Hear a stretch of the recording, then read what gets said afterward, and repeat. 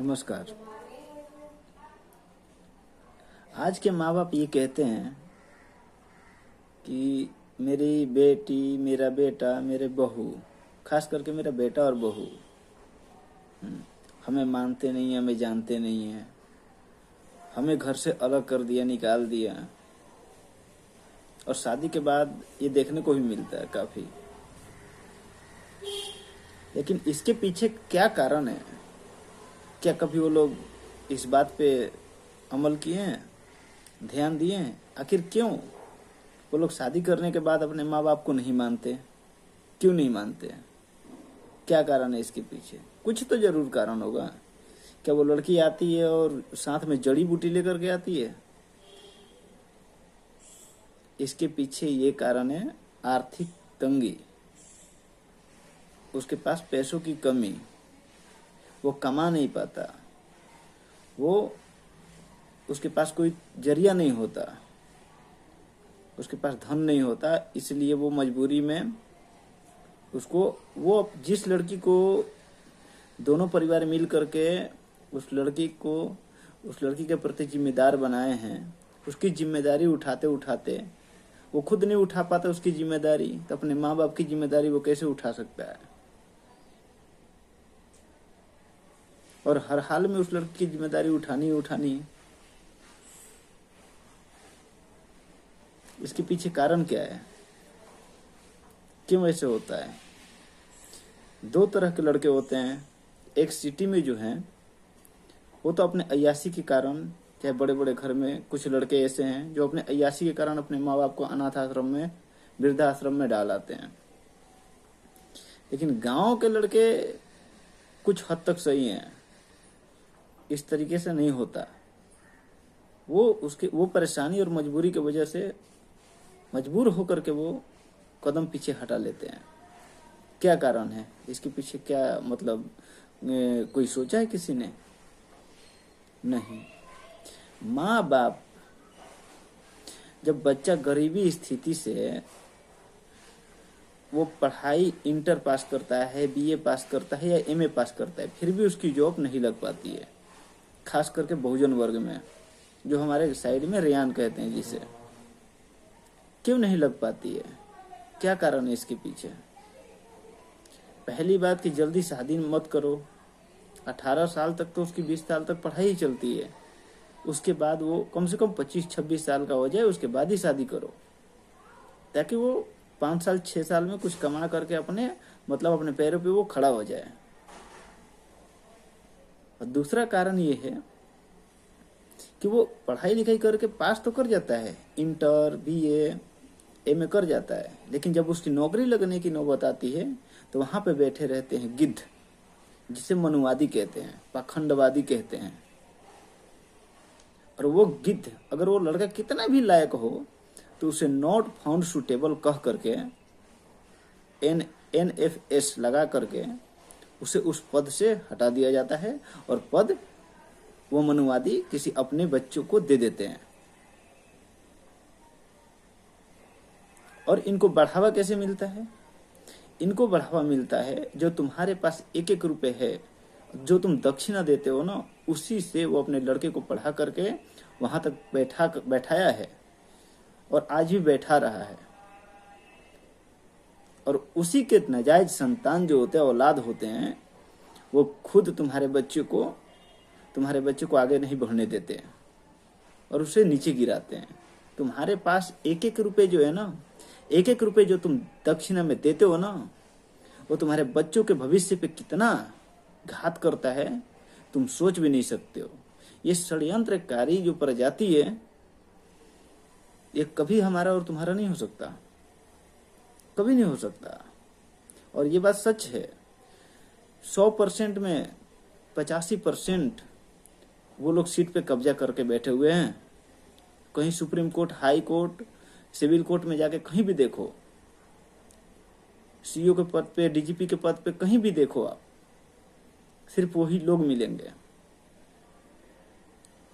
समझ में आ गया?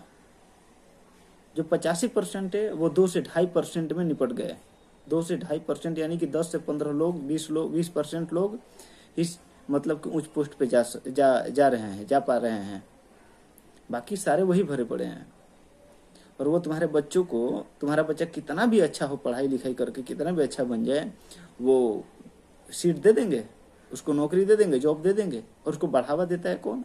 आप जो दक्षिणा देते हो ना, वो उस दक्षिणा से कितना घात पहुंचता है आपको ये पता ही नहीं है। आपके बच्चे का भविष्य बिगड़ता है, और वहीं से आपका बच्चे का जब भविष्य बिगड़ जाता है तो दुनिया समाज तो ताना मारता ही मारता है कि अरे पढ़ लिख के ये क्या किया, सब लफंदर है, ये है वो है, ये सब तो कहता ही कहता है। वो उसके पास आर्थिक तंगी आ जाती है, पैसों की कमी हो जाती है, और उसमें प्लस में आप लोग शादी कर देते हो, और वो लड़का आप लोगों को छोड़ने पे मजबूर हो जाता है। किसी की बेटी खराब नहीं है, किसी की बहन खराब नहीं होती, ठीक है। अगर आपकी लड़की की शादी कहीं और होती है तो उस वहां पे सास गलत हो जाती है। ये मैटर है ही नहीं, इसका कारण आप पकड़ ही नहीं पा रहे हो। इसका कारण क्या है? इसका कारण बस एक ही चीज है कि वो लड़का अगर पढ़ाई करके सक्सेस भी हो जा रहा है तो जो पैसा आप दे रहे हो पाखंडियों को, उस पाखंडियों का लड़का वहां सीट पे कब्जा जमा करके, चाहे पैसे से चाहे किसी भी तरीके से, तुम्हारे बेटे का सीट हथिया ले रहा है, और तुम्हारा बेटा गरीब के गरीब रह जा रहा है। उसके पास पैसा नहीं आता और वो आप लोगों की सेवा नहीं कर पाता है, और आप लोग चिल्लाते हो बाद में कि मेरे पतोह गलत है, मेरा बेटा गलत है। क्या हो गया? कोस करके क्या कर लोगे? उन लोगों को गलत साबित करके क्या करिएगा आप लोग? कुछ नहीं। देखो, माँ बाप में भी गलती नहीं है। मैं माँ बाप को गलत नहीं कह रहा, किसी के भी माँ बाप हो, हमारे चाहे किसी के भी हो। गलती यहाँ पे ये है कि माँ बाप को तो पढ़ने नहीं दिया गया। जब संविधान से, जब हम लोग की स्थिति थोड़ी अच्छी हुई, और जब हम लोग पढ़ रहे हैं, जो युवा, जो यूथ है आज के, वो लोग भी नहीं समझ रहे हैं इस चीज को। वो लोग भी इस चीज को नहीं समझ रहे हैं। वो लोग क्या कर रहे हैं भाई? वो लोग भी दम भर झंडा डंडा लेकर के बस रैलियों में निकल जा रहे हैं।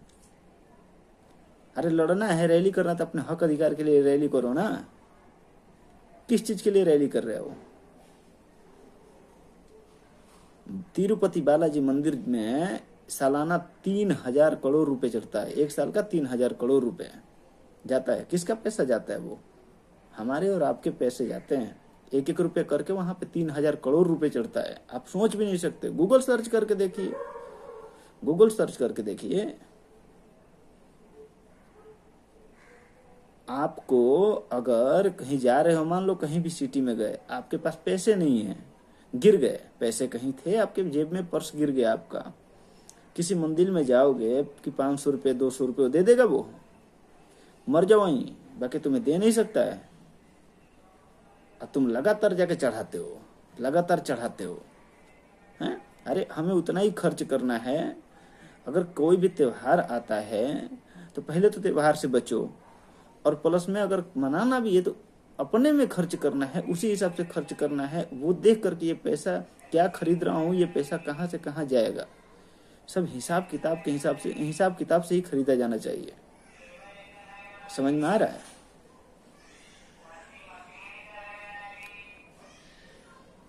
और ये जितने भी युवा पीढ़ी है इनको समझना पड़ेगा, ठीक है? क्योंकि जो भी चीज इस दुनिया में डिफेंड करता है, युवाओं को ही डिफेंड करता है। जैसे एक आध वीडियो में हमने सुना था, खान सर से भी सुना, उन्होंने बोला तलवारों के साए पे इतिहास हमारा बनता है, जिस ओर जवानी चलती है उस ओर जमाना चलता है। तो इसका मतलब तो यही हुआ। वो शिक्षक हैं, पढ़े लिखे बहुत विद्वान आदमी हैं, वो भी तो कोई गलत नहीं बोलेंगे। युवा लोगों को सोचना चाहिए और अपने घर में अपने माँ बाप को समझाना चाहिए। एक एक रुपए, अगर किसी गरीब आदमी को तुम 10 रुपए दे रही हो ना, तुम्हें याद रहता है कि हाँ जी हमें 10 रुपए दी हूं, आप 10 रुपए आप हमें दे देना। लेकिन कितना पैसा ऐसे ही लुटा दे रहे हो साल में, 30,000 रुपए से 50,000 रुपए तक तुम्हारा फालतू इस चीज में खर्चा है। दे रहे हो खाली दूसरे को, वो भी उसको जो तुम्हारे और तुम्हारे देश को बर्बाद कर चुका है। आप उसको बढ़ावा दे रहे हो, और वो उसी पैसे से तुम्हारे बच्चे का भविष्य बिगड़ रहा है, और आप कह रहे हो ऐसे वैसे, कोई लड़का कोई भी इंसान गलत नहीं होता। हाँ, युवा पीढ़ी आप आज के गलत कहे जाएंगे अगर इस बात को नहीं समझेंगे तो, नहीं तो उनको समझना चाहिए इस बात को। और दो चीज से होता है, दक्षिणा दे रहे हो, उसका बेटा पढ़ाई कर रहा है, उसी से फॉर्च्यूनर भी खरीद रहे हो, उसी से तुम्हें उसी पैसों से दबा रहा है तुम्हारे बच्चे को, पहली बात। दूसरी बात, तुम वोट किसको दे रही हो? वोट अगर किसी को भी दे रहे हो तो वोट को सोच समझ करके देना है। ये दो ही ताकत है जो हम लोगों को हमारा अधिकार दिला सकता है। वोट दे रहे हो उसको जो कि मंदिर बनवा रहा है 10,000, 20,000, 5,000 रुपए चंदा तहसील करके, लेकिन कभी भी उसने चंदा तहसील करके 1,000, 2,000 रुपए और लाइब्रेरी नहीं खोला हमारे समाज को पढ़ने के लिए, हमारे बच्चों को पढ़ने के लिए, हमारे बड़े बुजुर्ग जो भी हैं सब पढ़ने के लिए। मोहल्ले मोहल्ले में लाइब्रेरी होनी चाहिए थी। मंदिर से आपको क्या फायदा है? कोई फायदा है? बन जाओगे जज, प्रधान बन जाओगे, पुजारी भी नहीं बनोगे वहां के। मंदिर में दो लोग जाते हैं, एक पुजारी एक भिखारी। फैसला आपको करना है,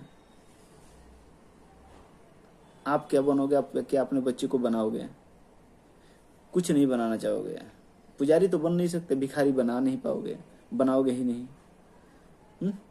पुजारी तुम्हारे बस की बात है नहीं, और भिखारी तुम बनना नहीं चाहते, तुम्हें वहां पे कोई फायदा ही नहीं है।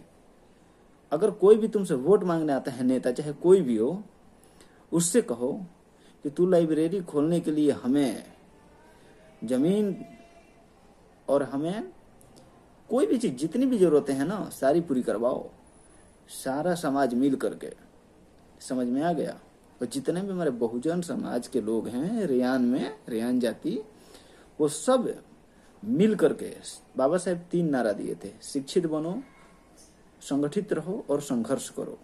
इतना छोटा छोटा छोटा वर्ड वो पकड़ के चुन करके यहाँ इस देश को दे गए हैं कि कैसे भी किसी भी तरीके से हमारे लोग समझ जाएं, लेकिन हमारे लोग समझने के लिए तैयार नहीं होते, तैयार ही नहीं होते।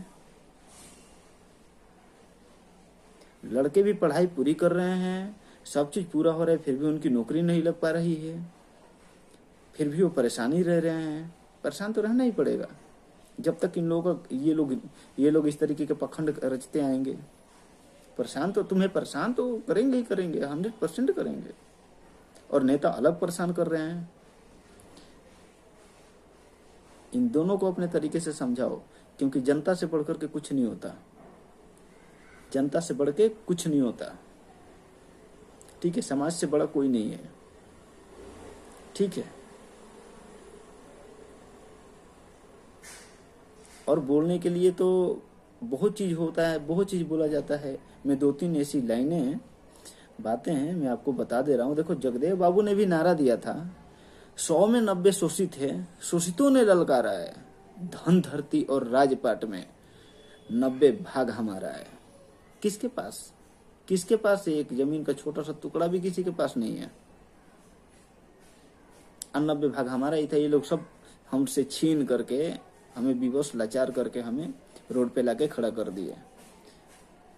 आज हम इसलिए जान पा रहे हैं, बाबा साहब जब संविधान बनाकर हमें पढ़ने का अधिकार देकर के गए हैं, तो हम इन चीजों को समझ पा रहे हैं, जान पा रहे हैं।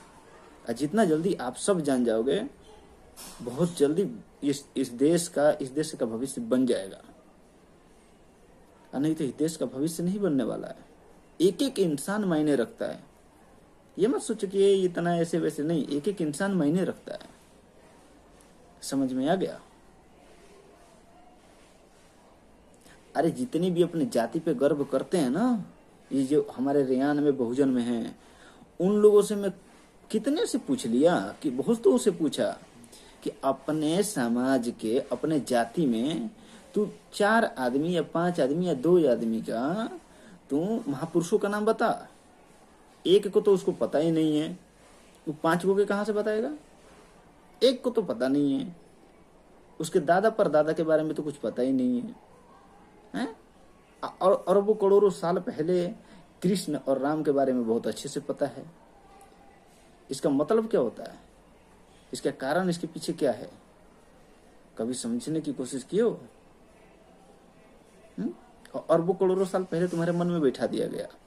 सबसे पुरानी लिपि धम्म लिपि है, जो अशोक सम्राट लिखवा करके गए हैं 2300-2500 साल पहले।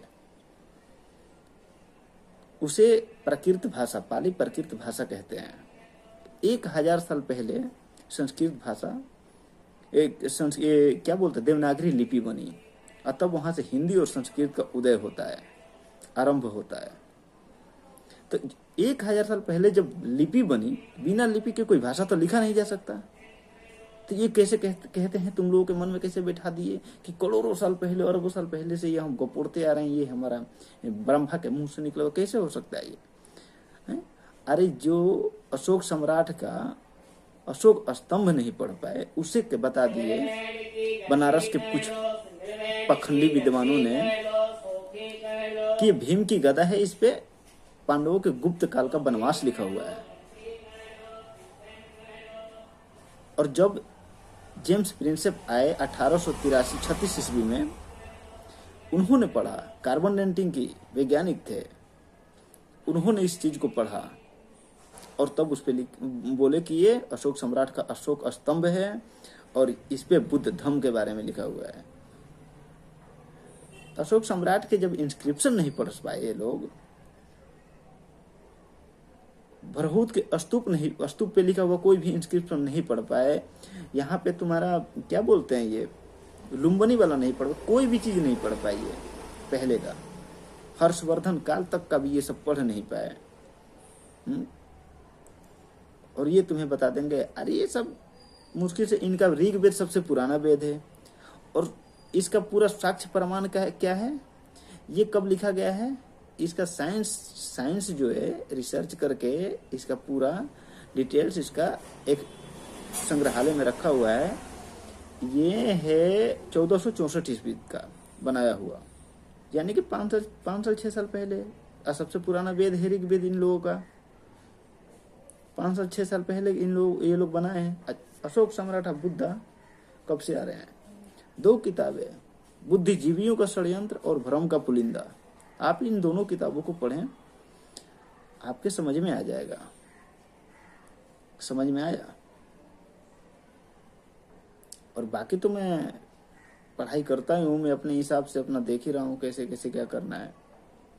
हमारे समाज में तो मुझे तो अभी कुछ उतना वो नहीं है, मैं कोई बड़ा विद्वान आदमी तो हूँ नहीं, ठीक है। जितना समझ में आता है उतना मैं बोलता हूँ, उतना मैं समझाता हूँ, समझता हूँ चीज़ों को, ठीक है। लेकिन एक बात तय है कि आदमी हिसाब किताब से काम करे, अपने समाज में रह करके तो आगे बढ़ सकता है और सब चीज हासिल कर सकता है। कुछ नहीं है, सब ये विदेशी है, फालतू है। गूगल पे सर्च करो कि पाखंडी कब आए हैं विदेश से। इंडिया डीएनए रिपोर्ट है इन लोगों का, क्या नहीं है, A to Z चीज है। आप लोगों के पास जाने नहीं, खाली यूट्यूब नहीं, गूगल, क्रोम, विकिपीडिया, जितने भी सर्च इंजन है सर्च करते रहो, सर्च करो, देखो, इसमें कौन सी बड़ी बात है।